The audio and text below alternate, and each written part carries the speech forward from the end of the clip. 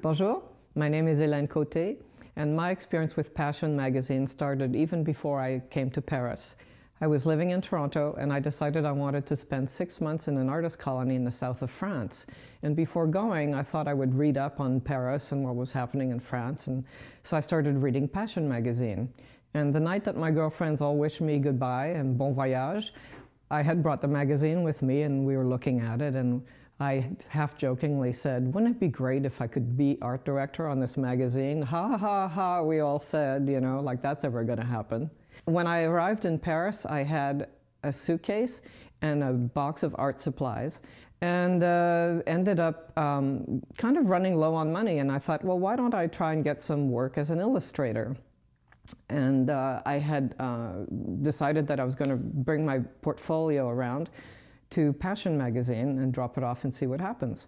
So one day I'd do that. I'd go pick it up at the end of the day after doing the museums and stuff, and the receptionist says, Robert Sarner would like to see you. And he comes out and he says, oh, I really like your portfolio. How would you like to work for me? So I said, yeah, sure. And I'm thinking, great, I'm going to get an illustration, it'll be good. And he says, how'd you like to be the art director on the magazine?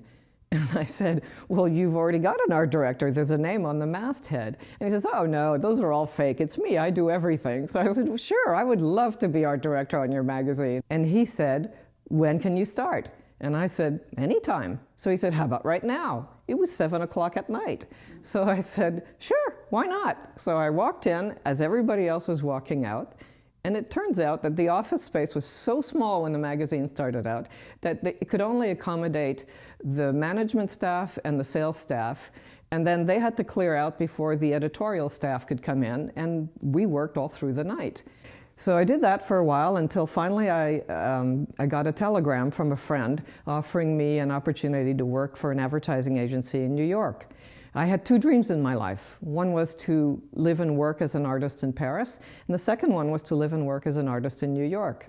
So eventually I left Paris and Passion magazine and landed at JFK with one suitcase, well, two, I'd bought some stuff, and a box of art supplies, and started all over again. That's where I met my husband, that's where I started my career, and went on to do really, really well. So thank you very much, Robert, for one of the most wonderful experiences of my life, and everybody else that I worked with.